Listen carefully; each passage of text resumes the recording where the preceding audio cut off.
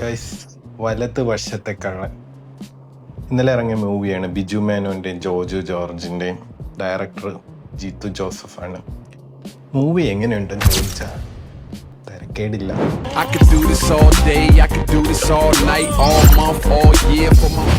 Guys, അപ്പം ദൃശ്യം 3 വരുന്നതിന് മുമ്പ് ജീത്തു ജോസഫിൻ്റെ ഒരു മൂവിയാണ് വലത് വശത്തെ കള്ളൻ എന്ന് പറയുന്നത്. അതായത് റൈറ്റ് സൈഡ് തീഫ്.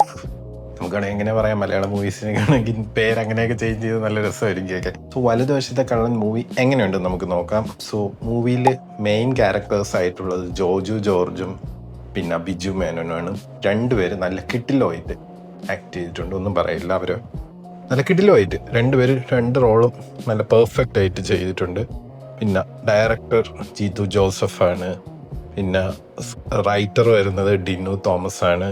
പിന്നെ വേറെ ഒത്തിരി കാസ്റ്റ് ഉണ്ട്. അതായത് ലെന ഉണ്ട്, പിന്നെ ഗോകുൽ എന്ന് പറയുന്ന പയ്യൻ, നമ്മുടെ ആട് ജീവിതത്തിലെ പൃഥ്വിരാജിൻ്റെ കൂടെ കോമ്പോ ചെയ്തിട്ടുള്ളൊരു പയ്യൻ, പിന്നെ ഇർഷാദ് അലി, നിരഞ്ജന അനൂപ്, ശ്യാമപ്രസാദ്, ഷാജു, പിന്നെ ലിയോണ ലിഷോയ്, അങ്ങനെ ഒത്തിരി നല്ല നല്ല ആർട്ടിസ്റ്റുകൾ ഇതിൽ അഭിനയിച്ചിട്ടുണ്ട്. അഭിനയം വൈസ്, സ്റ്റോറി വൈസ് ഓക്കെയാണ്, നല്ല പെർഫെക്റ്റ് ആയിട്ട് ചെയ്തിട്ടുണ്ട്. സ്റ്റോറി കൊള്ളാം. ജീത്തു ജോസഫിന് എവിടെ നിന്നാണ് ഇത്രയും ക്രൈം സ്റ്റോറീസ് കിട്ടുന്നതെന്ന് മനസ്സിലാവുന്നത്. നമ്മൾ ആരും കേൾക്കാത്തയും ചിന്തിക്കാത്തതിൻ്റെ ടൈപ്പ് ഒരു ക്രൈം സ്റ്റോറീസാണ് പുള്ളിക്കാരന് കിട്ടുന്നത്. പുള്ളി അത് വെച്ച് നല്ല കിട്ടലായിട്ട് മൂവീസ് ചെയ്യുന്നുണ്ട്. സോ മൂവി എങ്ങനത്തെ ഒരു മൂവിയാണെന്ന് ചോദിച്ചാൽ ഒരു ക്രൈം ത്രില്ലറാണ്. പക്ഷേ അതിൽ എന്താ പറയാൻ, അതിലൊരു നല്ലൊരു മെസ്സേജ് ഉണ്ട്. മെസ്സേജ് എന്താണെന്ന് നിങ്ങൾ വെച്ചാൽ തീം വരുന്നത് പാരൻറ്റിങ് ആണ്. പാരൻറ്റിങ്, അതായത് നമ്മൾ കുട്ടികളെ എങ്ങനെ വളർത്തിയെടുക്കുന്നു. സോ അത് ബേസ് ചെയ്ത് ഈ ഒരു മൂവിയുടെ സ്പോയിലറൊന്നും ഞാൻ പറയുന്നില്ല. ഈ ഒരു മൂവിയുടെ തീമെന്ന് പറയുമ്പോൾ പാരൻറ്റിങ് ആണ് മെയിനായിട്ട് വരുന്നത്. നമ്മുടെ തെറ്റായ പാരൻറ്റിങ് കാരണം ഒരു കുട്ടി ഒരു ബോൺ ക്രിമിനൽ ടൈപ്പ് ആവുന്നൊരു, അല്ലെങ്കിൽ ഒരു സൈക്കോ ക്രിമിനൽ ആവുന്നൊരു സംഭവമാണ് ഇതിൻ്റെ മെയിൻ തീം. സോ എല്ലാവരും കണ്ടിരിക്കണമെന്ന് ഞാൻ പറയത്തുള്ളൂ. ഇതൊക്കെ ഈ നാട്ടിൽ നടന്നിട്ടുണ്ടാവാം, ഇപ്പം നടക്കുന്നുണ്ടോ എന്ന് അറിയത്തില്ല. ബട്ട് എല്ലാവരും കണ്ടിരിക്കണം എന്നേ ഞാൻ പറയത്തുള്ളൂ. ഈ ഒരു സ്റ്റോറി അത്രയും നല്ലൊരു മെസ്സേജ് തരുന്നുണ്ട്. സോ ഫസ്റ്റ് ഹാഫ് എങ്ങനെയുണ്ടെന്ന് ചോദിച്ചാൽ, ഫസ്റ്റ് ഹാഫിൽ കുറച്ച് ത്രില്ലിങ് ഡ്രാമ ടൈപ്പ് അങ്ങനത്തെ കുറച്ച് സീൻസ് ഉണ്ട്. കുഴപ്പമില്ല, നമുക്ക് എൻഗേജിങ് ആയിട്ടുള്ളൊരു ഫസ്റ്റ് ഹാഫാണ്.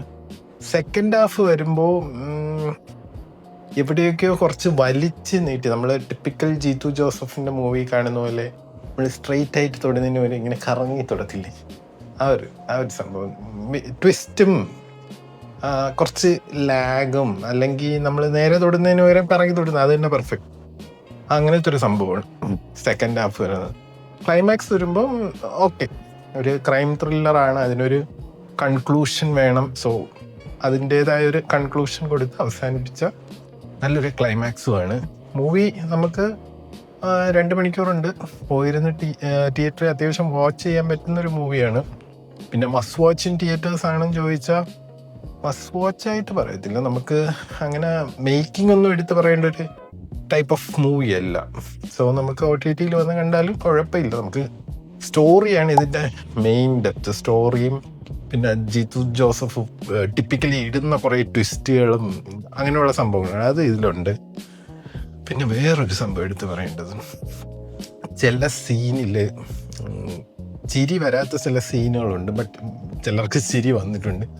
തിയേറ്ററിൽ ഇരുന്ന് ചില എണ്ണമൊക്കെ ഇരുന്ന് ചിരിച്ചപ്പോൾ ഉപയോഗിച്ച് ഇടിച്ചു കൊടുക്കാനാണ് തോന്നിയത്. ബാക്കി കാരണം അത്ര ഒരു സീരിയസ് ആയിട്ടുള്ളൊരു സ്റ്റോറിയാണ്. അതിൻ്റെ ഇടയിൽ അവിടെ ഇരുന്ന് ചിരിയും കളിയും ബഹളവും, ഇറ്റ്സ് ടു ബാഡ്. തിയേറ്ററിൽ ഇരിക്കുമ്പോൾ അങ്ങനത്തെ പരിപാടി ചെയ്യല്ലേ. നിങ്ങൾ കോമഡി സീൻ കണ്ടിട്ടാണ് ചിരിക്കണമെങ്കിൽ ഓക്കെ, നിങ്ങൾ വേറെ എന്തെങ്കിലും പറഞ്ഞ് ചിരിക്കുമ്പോൾ അത് ബാക്കിയുള്ളവർക്ക് ബുദ്ധിമുട്ടുണ്ട്. അതുകൊണ്ട് തിയേറ്ററിൽ പോയി ആരും അമ്മാതിരി പരിപാടി കാണിക്കല്. കാരണം ഒത്തിരി പേരെ നിങ്ങൾ കൺസിഡർ ചെയ്യണം മൂവി കാണാൻ വന്നിരിക്കുന്നവരെ. സോ അതൊരു ബാഡ് എക്സ്പീരിയൻസ് എനിക്ക് തോന്നി. പിന്നെ ഇതിൽ മ്യൂസിക്കിൻ്റെ സംഭവം, മ്യൂസിക് നല്ല നീറ്റായിട്ട് ചെയ്തിട്ടുണ്ട്. മ്യൂസിക് ചെയ്തിരിക്കുന്നത് വിഷ്ണു ശ്യാം എന്ന് പറയുന്ന പുള്ളിയാണ്. പിന്നെ സിനിമറ്റോഗ്രാഫർ സതീഷ് കുറുപ്പാണ്. ജീത്തു ജോസഫിൻ്റെ മിക്ക പടത്തിൻ്റെ സിനിമറ്റോഗ്രാഫർ പുള്ളിയാണ്. നല്ല കിടിലം ഷോട്ടുകളൊക്കെയാണ് എടുത്തിരിക്കുന്നത്. പിന്നെ എഡിറ്റർ വിനായക് VS ആണ്. സോ ടെക്നിക്കൽ സൈഡ് നോക്കുകയാണെങ്കിൽ ടിപ്പിക്കൽ ജീത്തു ജോസഫിൻ്റെ മൂവിയിൽ കാണുന്ന പോലത്തെ ഒരു മേക്കിങ്ങും നമ്മുടെ എഡിറ്റിംഗ് ആണെങ്കിലും അല്ലെങ്കിൽ കളർ ഗ്രേഡിങ് എല്ലാം ജീത്തു ജോസഫിൻ്റെ സ്റ്റൈലിലാണ് വന്നിരിക്കുന്നത്. എനിക്ക് പേഴ്സണലി മൂവി ഇഷ്ടമായിട്ടുണ്ട്. നിങ്ങളിപ്പം ഔട്ട് ഓഫ് 5 റേറ്റിംഗ് ചോദിക്കുകയാണെങ്കിൽ ഞാനൊരു 3 കൊടുക്കും. 2.8 3 കൊടുക്കും. സ്റ്റോറി ഉള്ളായിരുന്നു.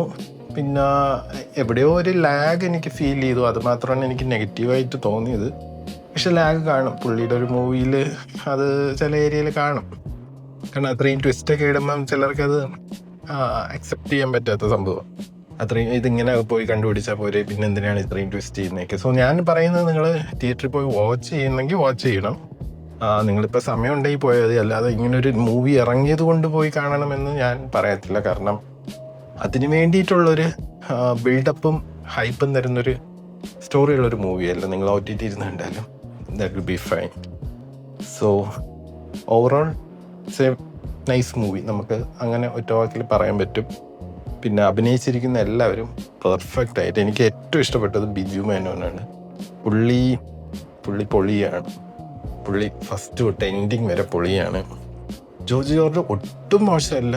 പുള്ളിയുടെ അതേ ലെവലിൽ നിൽക്കുന്നൊരു ആക്ടറാണ്. പുള്ളി നല്ല കിട്ടിലായിട്ട് ചെയ്തിട്ടുണ്ട്. ബട്ട് പുള്ളിക്ക് ഒരു ലിമിറ്റ് വരെ സീനുള്ളൂ. അത് നിങ്ങൾക്ക് മൂവി കാണുമ്പോൾ മനസ്സിലാവും. ഞാൻ അതിനെ പറ്റി കൂടുതൽ പറയുന്നില്ല. ബട്ട് ബിജു മേനോൻ ഫസ്റ്റ് മുതൽ എൻഡിങ് വരെ പുള്ളി അഭിനയമായിരുന്നു. പുള്ളിക്ക് ഇതേപോലത്തെ റോളുകൾ ഇനിയും കൊടുക്കണം. പുള്ളിയുടെ അഭിനയത്തിൽ നിന്ന് കുറേ കൂടെ ഇനിയും വരാനുണ്ട്. നമുക്ക് മൂവിയിലൊക്കെ അത് കാണും. പുള്ളിക്ക് നല്ല പൊട്ടൻഷ്യലുണ്ട് ചെയ്തെടുക്കാൻ വേണ്ടി. പക്ഷെ പുള്ളിക്ക് അതിനനുസരിച്ചുള്ള സ്റ്റോറീസും ഇതൊക്കെ കിട്ടിക്കഴിയുമ്പോൾ സെറ്റാണ് പുള്ളി. പിന്നെ ഇതിൽ ബിജു മേനോൻ്റെ കൂടെ സൈഡ് ആക്ടറായിട്ട് മെയിനായിട്ട് ഇരുന്നത് ഇർഷാദ് അലിയാണ്. പിന്നെ ലിയോണ ലിഷോയ്. അവർ മൂന്നും, ബിജു മേനോനെയും രണ്ടുപേരുമാണ് മെയിൻലി സെക്കൻഡ് ഹാഫ് തൊട്ട് ഈ സ്റ്റോറി ഫുൾ കംപ്ലീറ്റ്ലി ഉള്ളൊരു ക്യാരക്ടേഴ്സ്. അവർ രണ്ടുപേരും നല്ല വൃത്തിയായിട്ട് ചെയ്തിട്ടുണ്ട്. ലിയോണ ലിഷോയ് പുള്ളിക്കാരിയും നല്ല പൊട്ടൻഷ്യലുള്ള ഒരു ആക്ട്രസ്സാണ്. പുള്ളിക്കാരിയും ഒത്തിരി സിനിമയിൽ വരണം. അതുപോലെ തന്നെ ഇർഷാദ് അലി, പുള്ളീനെ നമുക്കറിയില്ല. പുള്ളി പോലീസ് വേഷവും എടുത്ത് നല്ല കിട്ടിലായിട്ട് ചെയ്യുന്നൊരു വ്യക്തിയാണ്. പിന്നെ ഷാജു ശ്രീധർ ഉണ്ടായിരുന്നു, അത് വിട്ടുപോയി. പുള്ളി ഉണ്ടായിരുന്നു. പുള്ളി നല്ല ഒരു ക്യാരക്ടറാണ് കിട്ടിയിരുന്നത്. പുള്ളി നന്നായിട്ട് ചെയ്തിട്ടുണ്ട്. പിന്നെ മനോജ് കെ എന്ന് പറയുന്ന പുള്ളി നന്നായിട്ട് ചെയ്തിട്ടുണ്ട്. സോ ഓവറോൾ മൂവി ഓക്കെയാണ്. നിങ്ങളിപ്പം ടിക്കറ്റ് എടുത്ത് പോയിരുന്ന് കാണണമെങ്കിൽ വെറുക്കത്തൊന്നുമില്ല. നിങ്ങൾ ചുമ്മാ നമ്മൾ തിയേറ്ററിലേ പോകണം, just for entertainment, time pass ചെയ്യാനല്ലേ. ഒരു പോപ്കോണോ പെപ്സിയൊക്കെ മേടിച്ചങ്ങ് കയറുക, അല്ലെ ഹെൽത്തി ആയിട്ട് എന്തെങ്കിലുമൊക്കെ മേടിച്ച് കയറിയാലും മതി. സോ അപ്പോൾ നമുക്ക് അടുത്തൊരു മൂവി റിവ്യൂ ആയിട്ട് കാണാം. അതൊരു see you.